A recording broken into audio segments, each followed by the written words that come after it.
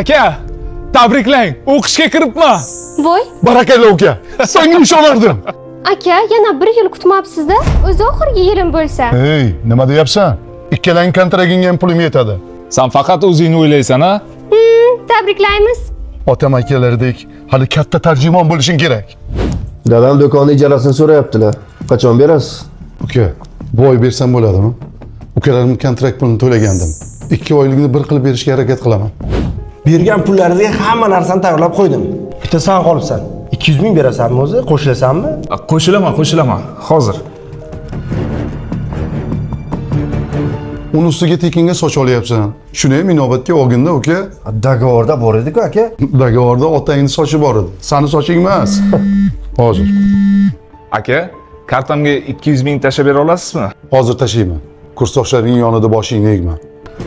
Ziyo, kartangda puling bormi? Bor. Asosiysi turistlar xursandmi? Nima deyapsan? Angliyaga taklif qildi. Nasib bo'lsa grantni yutsam, Angliyaga boraman. Aka, Tush mashinada.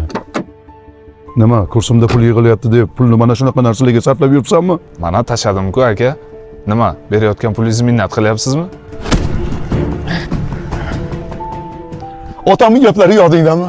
Hali o'g'illarim dunyo kezadi derdilar. O'zingizni asrang aka. Mana emas, san o'zingni asra. Uzbekistan Airways aviakompaniya Endi bor. bortida ko'rib Kechikmagin. Mayli. bugun 235 Uka, sandan iltimos. Faqat ichib shakib yurmagin. Xo'p bo'ladi aka. Xayriyat, singlimni uzatdik. Ukam ham o'zini yo'lini topdi. Endi 1 yil pulli yig'amizda hovlini remont qilamiz. Undan ko'ra boshqa uy oling. Voy, qaynajon. Uka, keldingmi? San chet elda emasmiding? Yoki Bugun keldim. nimaga aytmaysan? O'zim aeroportdan kutib olardim seni. Iya. Bu kim?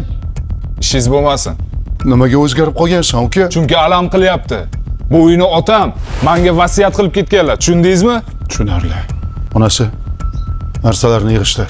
Bolalarni ham ol. Bu uydan ketamiz. Voy, endi qayerda yashaymiz? Mani sartaroshxonamga borib yashaymiz. Dadasi. Bo'ldiz!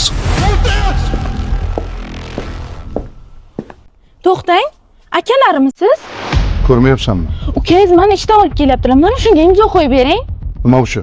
Ana qarang.